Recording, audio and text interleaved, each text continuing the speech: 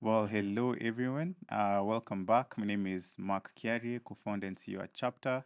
We're so excited to bring you yet another podcast. What we do here at Chapter is we feature amazing entrepreneurs and individuals who are making it easier for small businesses to win. And many times we've actually been bringing business owners, but today it's a very exciting time because we get to interview our first investor. So all those questions you have of how do you raise money, what do investors look for, we'll hope we can be able to cover all of them today. So I'm joined by Darshan from Grassroots Business Fund. Yeah, Welcome. thanks, Mark. Where do I begin? I know, like, how did you just find yourself in the investment space? Like, I usually wonder, like, when you are, in high school or in uni, did you say you wanted to become an investor? Like, how did you end up here? That's a good question. I think my first sort of serious profession, I think I wanted to be a truck driver. Oh, really? Yeah, um, but I mean, I think this journey really began when I joined um, Grant Thornton Consulting as a management consultant and spent a few years working on a variety of assignments. Got to work closely with a number of businesses. Mm, Sort of figured out the pulse of each business, what works, what doesn't, people. I got did a few sort of extremely tough assignments, steep learning curves, but after a short while I had this experience with businesses in Eastern Africa. I'm born and brought up here, by the way. mm, But now I kept asking myself what the next natural step would be. mhm, I didn't see myself, on sort of the mainstream path, maximizing billings, mhm, partnership in a consulting firm. So what was next? That's sort of when I, I I came across impact investing. So this is in I think just around 2015, 2016. mhm, Impact investing was relatively new mhm, in the in Kenya at least. Um, and I remember I was working on this business that was processing nuts, dealing with thousands of smallholder farmers, mhm, providing them with sustainable livelihoods, incomes, trainings, literacy. mhm, I said, you know what, that sounds like something I could do. That sounds something fulfilling. mhm, That you know, business is never easy, and I'm sure you can attest to that. mhm, mhm, And helping a business succeed with the tools that we have at our disposal that result ultimately in improved livelihoods, improved social outcomes. I think that's something that I could wake up for every day. mhm. I see. Looks like you're really passionate about like seeing how you can help small businesses, and that's a lot of our audience. Yeah, And just tell us a little bit about, Grassroots Business Fund. Like people might want to know, okay, like who is this sitting with us today? yeah. Earlier, someone called you Mr. Moneybags. So just tell us what is Grassroots, and are you really Mr. Moneybags? Oh well, yeah. Well, okay. To start with, Grassroots Business Fund is an impact investor, originally born within the International Finance Corporation Mm-hmm, as a division, um, by created by our current CEO slash founder Harold Rosen, who believed that institutions like ours should be stretching down, helping underserved communities um, uh, in a sustainable manner. So, what that ultimately means is combining capital, which is always in short supply, but the more critical component is capacity building, mm-hmm, right? Providing sort of holding a business owner's hand through this complex journey that's ahead of them as they grow, as they evolve. Every stage brings a new set of challenges mm-hmm, that in no way relate to your previous level mm-hmm, or previous stage. mm-hmm, So those two combined should, result ideally in um, a larger, more sustainable setup, mm-hmm, which to us translates into people who are underserved, especially who are in their supply chains, Mm-hmm. just improving their incomes, improving their standard of life. Mm-hmm. And that's it's a and through business, or at least funding these businesses, impact is amplified. Mm-hmm. So that's sort of been the sort of the inspiration for the organization. Mm-hmm. And originally headquartered in Washington, now sort of operations are somewhat decentralized.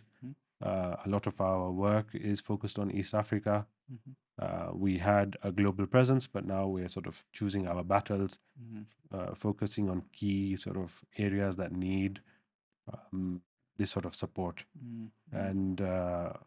And yeah, I mean, I guess as we move on, we'll talk a lot about some of our work that goes on here. Okay. Um, Okay. but that's sort of a very brief introduction of Grassroots Business Interesting. Fund. Super cool. It sounds like on this side of impact investing, it's money plus it's not money alone. Yeah. There's a lot of support that you give to the small businesses as well, which we'll talk about in a moment. But like in a nutshell, like how much would you say you've been able to invest so far, or how many businesses you've been able to touch? Yeah, sure. So as an organization globally, I think we've done close to $50 million in risk capital. Mm-hmm. We have reached, I think, sort of depending on the funding, up until say I'm going to use 2022 as a cutoff. Mm-hmm. We hit, I think, about close to 80, 90 businesses in Mm-hmm. total globally. Mm-hmm. In Africa, I would say that's close to 20. Oh wow. And there's sort of there's different sort of sides to our business.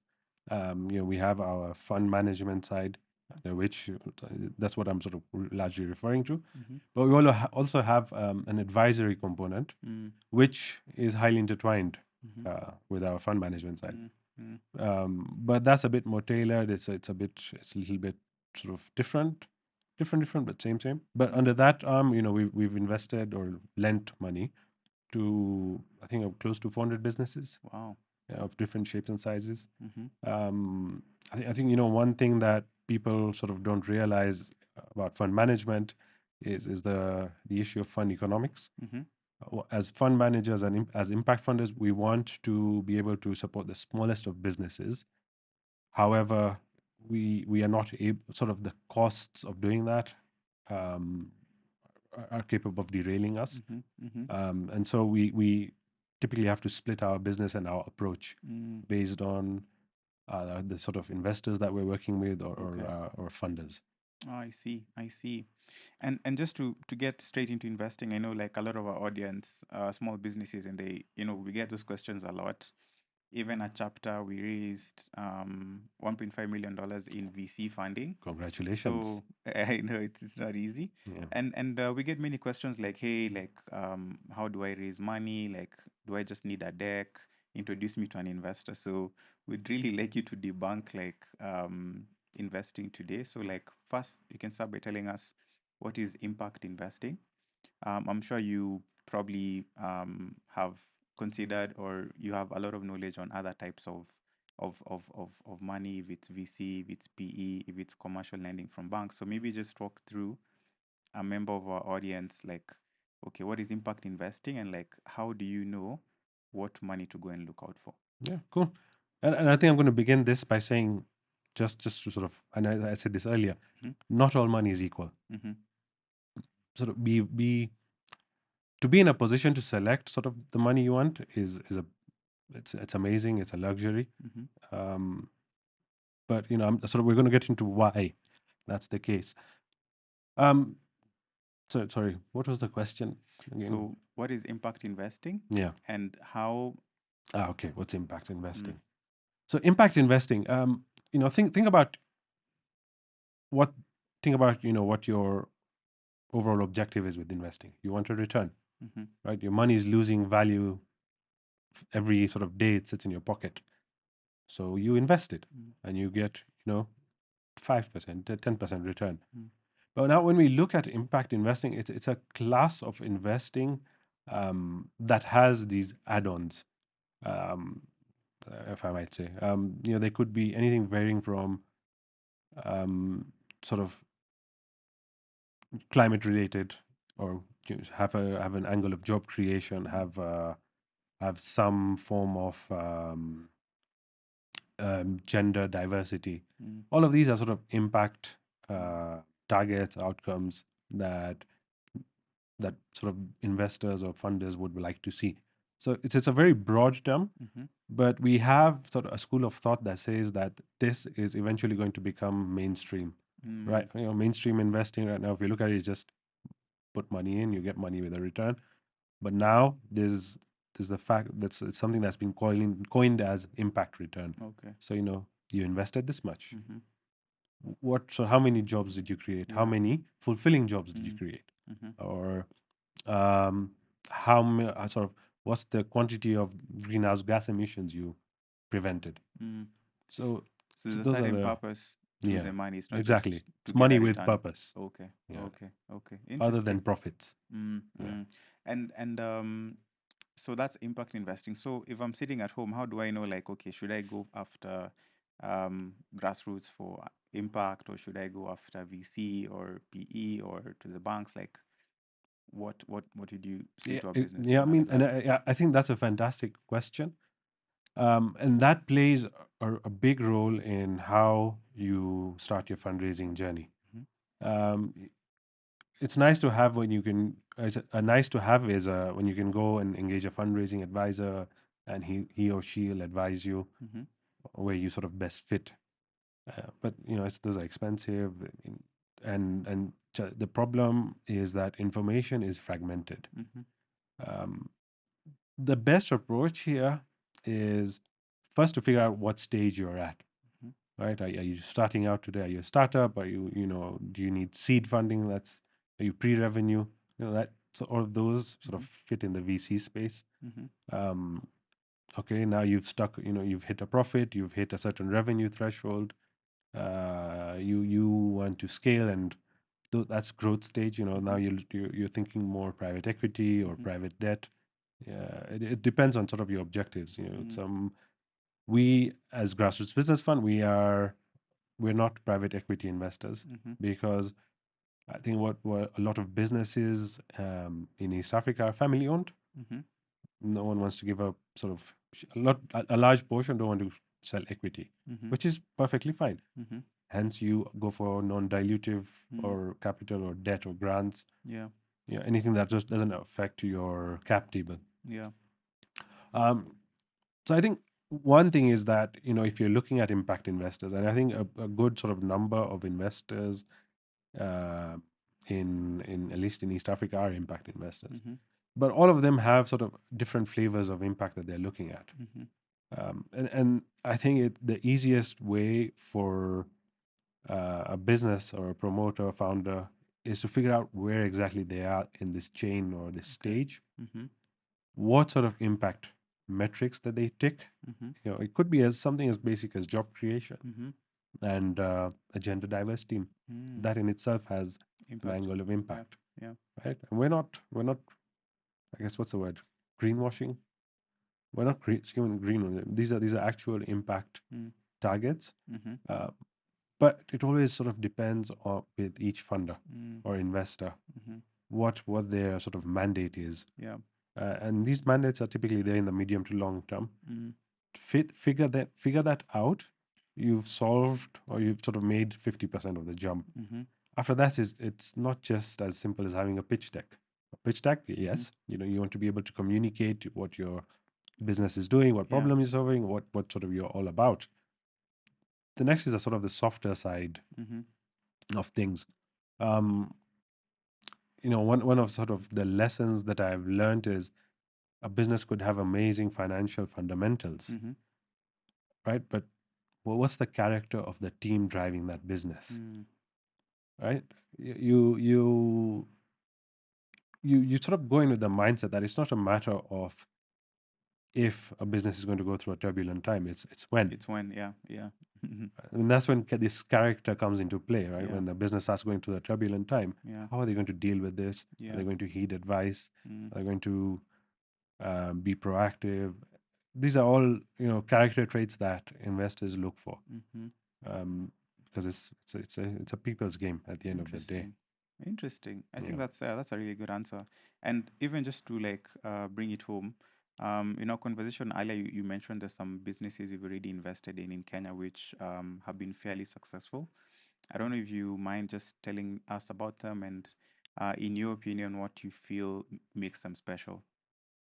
So I don't think I'm going to sort of highlight any, but Mm-hmm. I'll give you sort of a flavor of the sort of businesses that we've invested in. Mm-hmm. Um, you know, we have a coconut processor in our Mm-hmm. portfolio based in Ukunda Mm-hmm. that has thousands of organic farmers in their supply chain, Wow. and these are farmers getting an income from this business, Mm-hmm.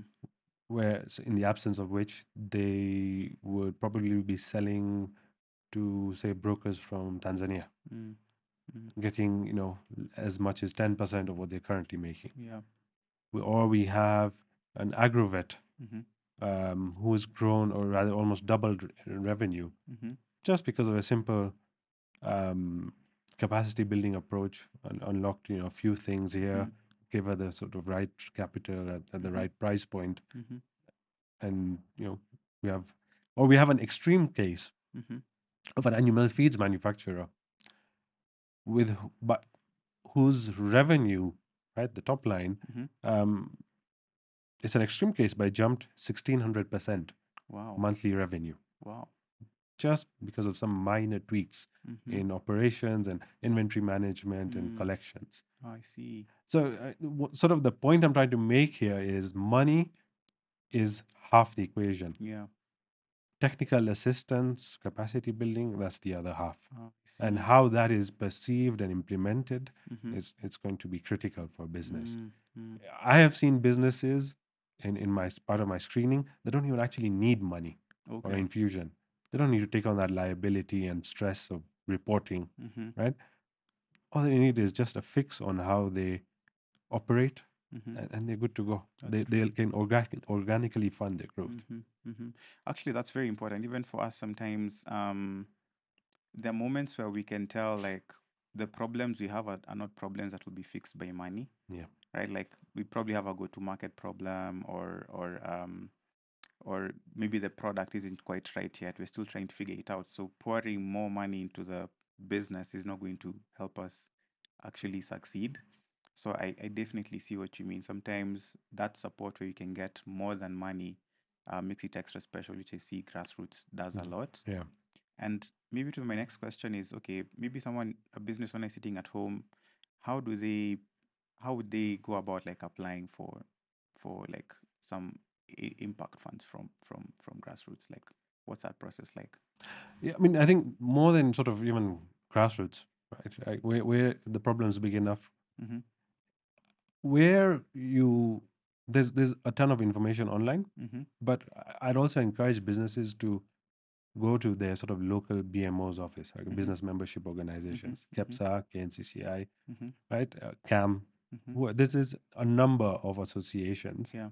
that have all this information, Okay. and investors typically flock to these to the business membership organizations just to get access to these sort of businesses that in their membership. Um, I think investors generally also look to look for pipeline is a cost. Mm-hmm. The best way is in all these sort of gatherings, these events, or just a collective. It's also always easier to get access to information. Mm-hmm. Um, I think that's the easiest way. And in most cases, there's always different programs being run. Um, you're easily able to get connected to the right sort of funder. Mm-hmm. If nothing, you're going to get some basic training, Yeah. some knowledge. All of these add up over time. I see. And investors also like, I think generally what I've seen, a good point of reference. Mm. So if you have if say we have a partnership with an organization and a certain business comes through that organization, we're going Mm-hmm. to take a take a Mm-hmm. closer look because it's Yeah. come from a good point of repute. Yeah. So you take it seriously Mm-hmm. as well, Mm-hmm. and you take a closer look, and you're sort of more amenable to try and make things work. Mm-hmm. Mm-hmm. Unfortunately, I'm not sure why, but in our sort of line of business, we don't have a lot of walk-ins. Okay, yeah, And yeah, I'm sure you've yeah, seen sort of it's in your true. journey Yeah. that warm intro. Mm. Uh, there's Yeah, it's there's true. something behind it. It's true. Actually, we've noticed like many times, even for us, raising money is a big factor is trust.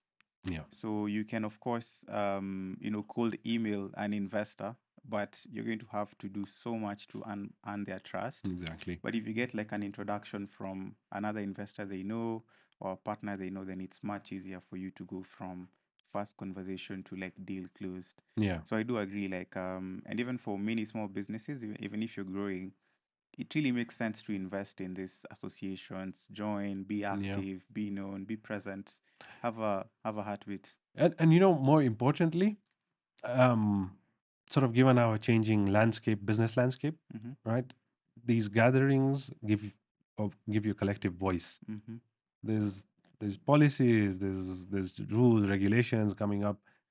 You want to go and shout about it on social media, but ideally, sort of if this is a formal Yeah. place to sort of put forward your Mm, feedback. mm, Um, that's true. And actually, you just mentioned you're active in East Africa. You're really doubling down, yeah, and you're looking to deploy both in Kenya and Tanzania. So just maybe tell us a little bit about that. What are those plans? And because we have an audience that's more global, yeah. so just tell us a little bit more about Sure. that. So we actually want to sort of increase our presence in East Mm, Africa, Kenya, Uganda, Tanzania, mm-hmm, and the idea is to create this one-stop shop for mm-hmm, SMEs. mm-hmm, We get a lot of uh, I guess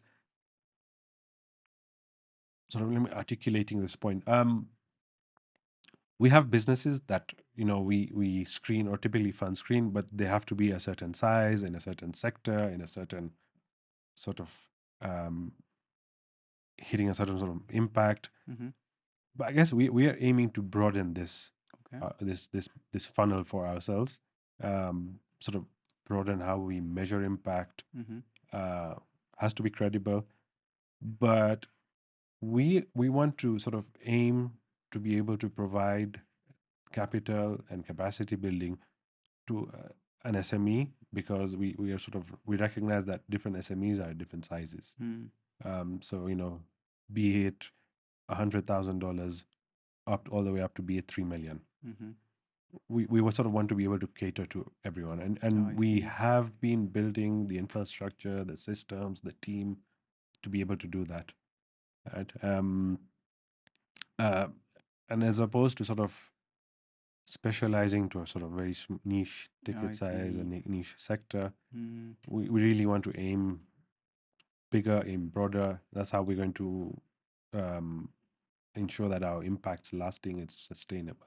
oh, I see. But having said that, I also recognize that because of the sort of nature we are in, we ultimately end up with the nature of business, sorry, we are in, we ultimately end up working with a large number of agribusinesses, Okay. because that once again that's where the impact that we seek to achieve lies, Mm, right? So, and in some shape or form, so mm, some form of agro processors or agriculture adjacent mm-hmm, sectors, like it mm-hmm. could be logistics, could be anything. Ah, I see. I see. I think really good point. So basically, what you're saying is, um, you're really passionate about just seeing businesses succeed. So you don't want to confine yourself in like a certain thesis, Exactly. like what we see other, mainstream VCs or PEs do. Yeah. So you want to be a lot more general as long as the agenda for like helping businesses succeed is Yeah. realized. Exactly. It's meeting the needs of the SMEs that are on the ground. Mm, We could come up with an approach, a strategy, but when it's not sort of grounded in reality, it's set to fail. And then we also have investors that we are speaking with, and they also know what's happening on the ground. So mm, this approach, it's practical. Um, it takes into account what the landscape's like, um, and we sort of, for us, it's every business that we turn away because of factors or learnings that we haven't built on, it's mm-hmm, lost opportunity to us. mm. And we want to work with as many businesses as possible. I see. I see.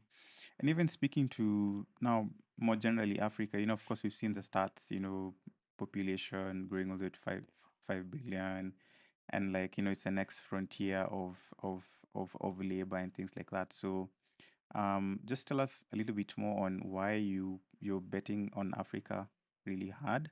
If you can also be more specific on East Africa, like what are some of those things that as a fund you're seeing in this continent, which is why you're making that bet. I guess, one thing is that we're blessed with natural resources. We're blessed uh, with a population that wants to work, that's Mm-hmm. looking for opportunities. Mm-hmm. We have unique problems. People some would say that we have the same problems as Asia did, I don't know, a couple of decades back. I don't know. I don't know about that. We're living in different times. Mm-hmm. What I do know is that there's people like yourselves trying to solve real problems, Yeah. right? And we keep talking about how we have a young population. There's all the young population needs is the right education, Mm-hmm. supplemental education, Mm-hmm. capital, some resources, and I think everyone wants to work, and I think we want to leverage resources, the environment, to sort of build better lives for ourselves. But now, having said that, there's also challenges. Mm. But challenges always present opportunities, Yeah. and it's this sort of this catch-22, or this sort Yes. of Yes. situation. But the fact of the matter is that the future lies here. Uh, we have. And I don't want to get into the sort of the immense potential. I don't want to go too deep. That's a it's an episode on its own. Mm-hmm. But if we look, if we've been implementing an access to finance program that's, although limited to Kenya, Okay. we funded 400 businesses Wow. under that, Wow. and different loan sizes, 100,000 all the way to 14 million shillings. Wow. But what that sort of reaffirmed for us is the potential, Mm-hmm. right? That our population uh, are willing to work, they are willing to be creative in Mm-hmm. solving problems that they come Mm-hmm. across. Mm-hmm. And to us, it's just numbers and proof, solid proof that we're in the right place and we're doing the right thing, Mm-hmm. especially when a good number of these businesses are growing, succeeding, creating jobs. Yes. It's pride. We take pride in that. Mm, it's true. And we've all seen the stats in Kenya, especially like majority of our economy is um, sort of like on the backbones of many small businesses. Yeah. And I really liked what you mentioned on the 400 businesses and the access to finance program. So I don't know if you can share a little bit more about that, because there are quite a number of businesses who would be in that bracket. And I've seen many businesses, even for my friends, they have the idea, they have the tenacity, they're working hard, but commercial lending is too expensive, Yeah. or it will take 6 months, 9 months, etc. So maybe just tell us a little bit about maybe how businesses can be part of that, Hmm. and sort of like the success stories you've seen. Yeah. So I think on that front,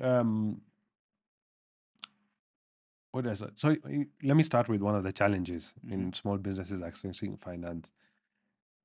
We have a systemic lack of cash flow financing, Okay. right? Your mainstream banks, although we are in Kenya, we are a lot more adventurous as far as Mm-hmm. banking goes than our neighbors. Okay.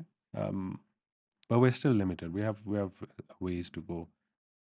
But they finance a business based on the assets largely, Mm-hmm. right? Although they are Yes. shifting slowly to Yeah. cash flow financing, Yeah. cash flow based, and Maybe to just break that down, yeah, because it means like for commercial lending, you'll need to like, take a piece of land or yeah, a car or a house to get money, which sometimes you're starting out and you don't have those things. exactly. Yeah, That friends and family pool didn't include a plot exactly. somewhere that you can Yeah. put up as collateral. Mm. So we've been using mostly cash flows of a business, Mm-hmm. looking at the track record and financing based on that. Okay.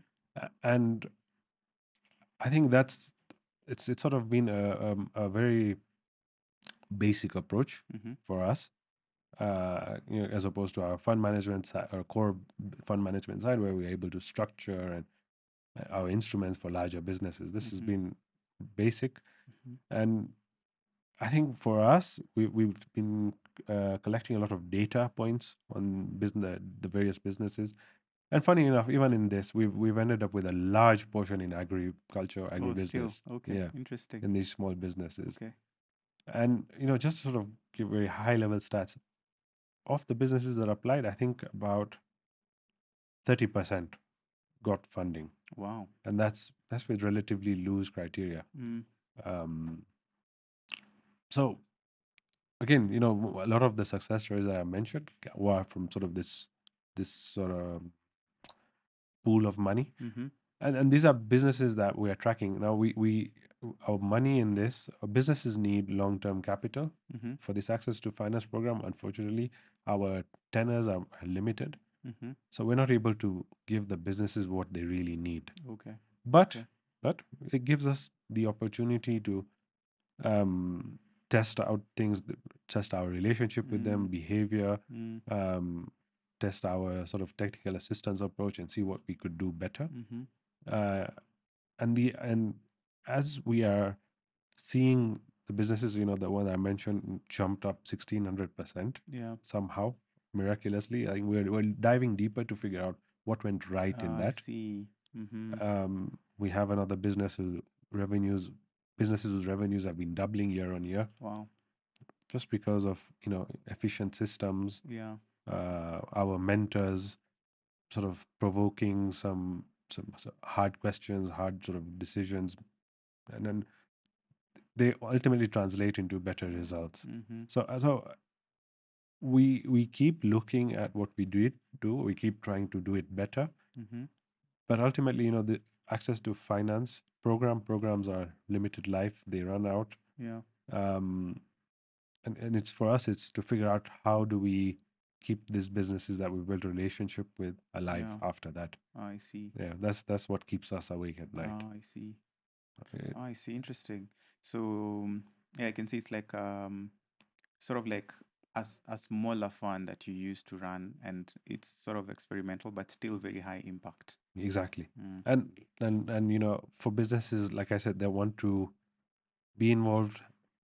While this fund, we have a couple of years. I think we have the likes of KEPSA, we have the likes of KNCCI. Mm-hmm. I'd encourage the audience to approach them, Mm-hmm. um, to see what options they have. Yeah. And they may not be options may not be limited to us. Mm-hmm. There are other businesses out, I mean, other funders out there that Okay. they could approach. Mm. But a collective area Mm-hmm. is where they could be properly guided. I see. I The see. I guidance see. is that initial guidance is what you need. You don't Mm. want to take a pitch deck and then send it out for years and years without and then get angry because you didn't get any results, you didn't hear back. But it could be a case of you were just reaching out to the wrong people, Yeah. right? Yeah. Not all money is equal. You need to figure out where you are, what sort of money you need, and how best to make that money count, because Mm. you're always going to be accountable Mm. to the source of that money, Yep. and your reputation's at Mm-hmm. stake. Mm. So how do you keep everything intact? Mm. Mm. It's true. And we had a small chat about investor readiness. Um, and more specifically on investor readiness, like sometimes many people do not understand what it means to take in money, right? And like you're saying, even a lot of my friends, even us earlier on, were like, we've emailed X number of investors, no one is replying. But then once you take some of these investor readiness programs, you start to realize, okay, this is what investors are looking for. So I need to make sure my books are audited first. I need Yeah. to show this is how much I'm growing. I need to show how much I understand the market. So just briefly, you can tell us just how important investor readiness is, and maybe even before someone applies to the fund, like what are some of those places they can go and find this information in addition to CAPSA and the rest? Yeah, I mean, there's a number of accelerators that operate here, Mm-hmm. right, in Nairobi. Mm-hmm. I think there's now a lot of the urban centers have some of these accelerators. Yeah. I think any half decent accelerator should be able to provide this the information. Mm-hmm. But generally, it's broadly speaking, you need to have a clean sort of set of accounts, Yeah. clean and reliable. Mm-hmm. It's very easy to see, window dressing up front, Yeah. Mm. Um, but that's not it. Mm. That just speaks to your track record. Yeah. But now you're looking for money. Mm-hmm. What are you looking for? How do you want to use it? Right? There needs to be an element of value for money. Yeah. The number of times businesses have come to us saying, asking for money, but when we ask how much they're looking for, Yeah. the question is all sort of thrown back at us. How much can you give me? Oh my gosh. Okay. Yeah. I mean, right? Then there's also a few sort of things to think about, right?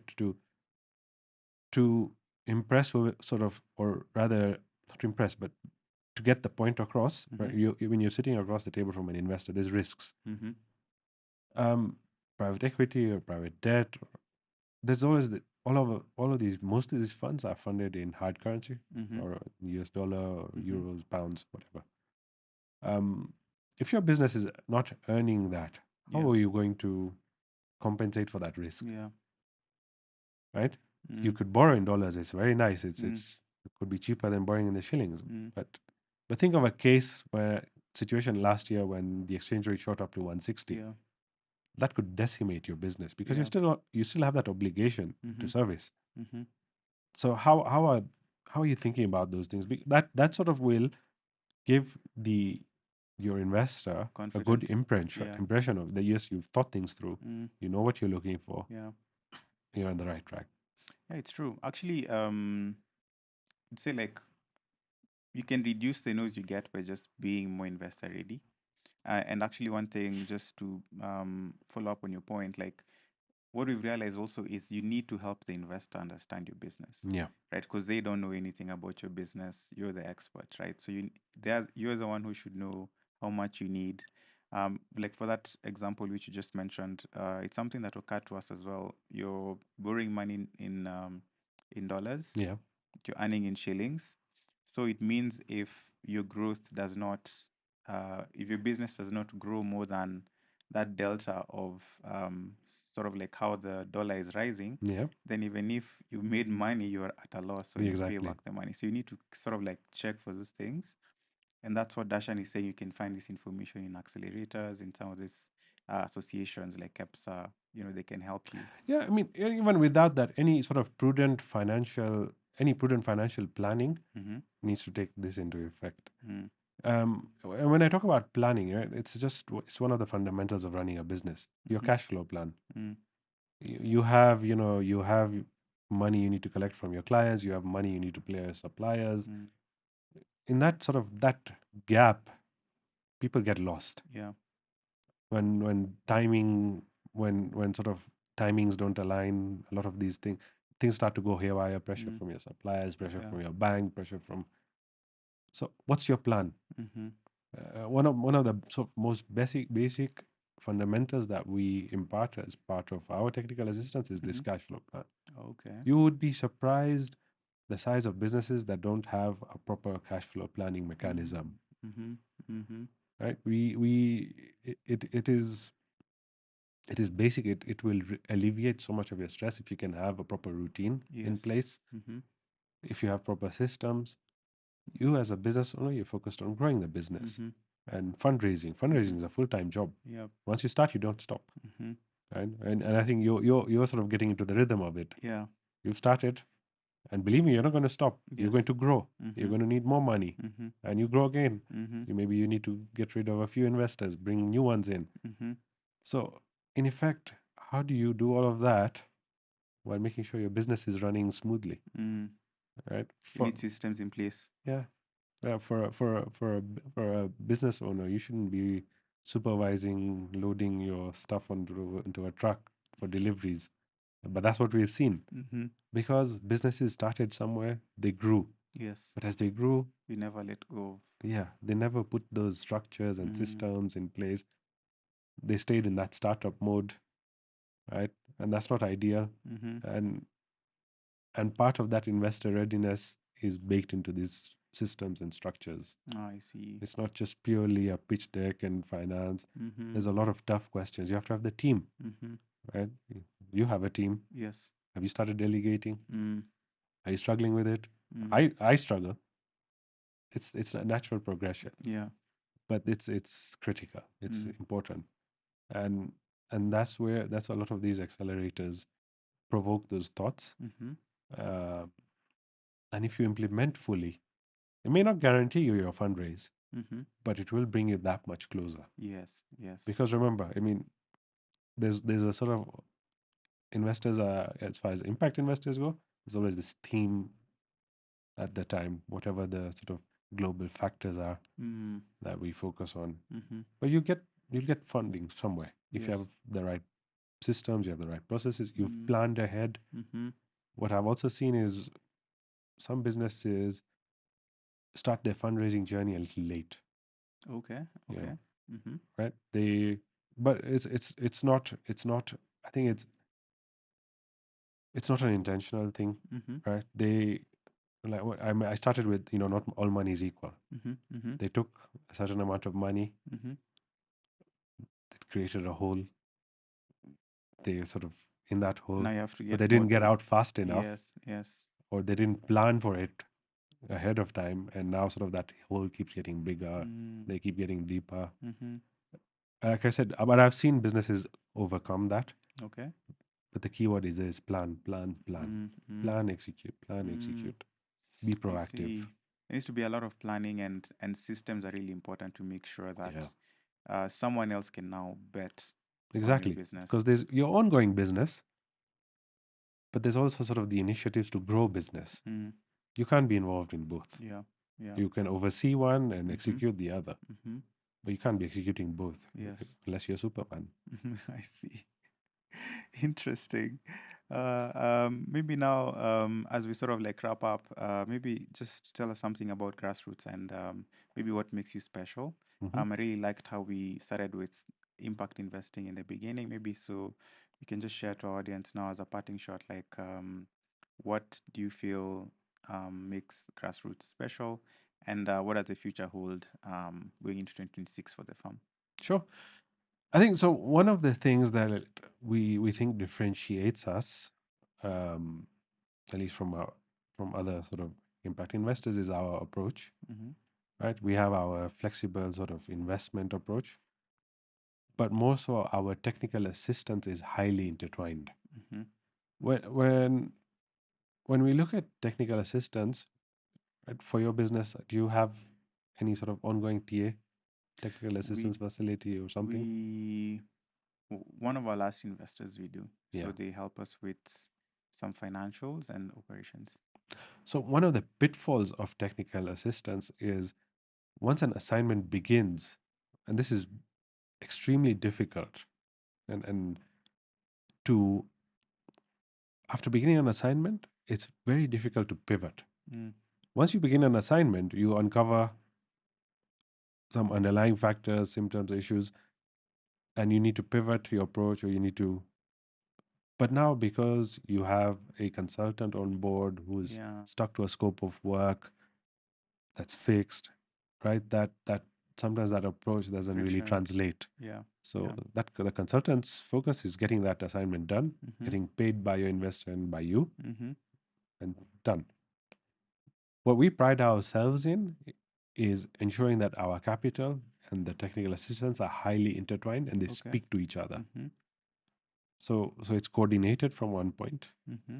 It's highly customized, Mm-hmm. and that for us leads into true impact, measurable impact. Mm-hmm. So we focus on anything from governance, financial management, to something as base as specialized, sorry, as a market assessment Mm-hmm. for a new product. Okay, Yeah, interesting.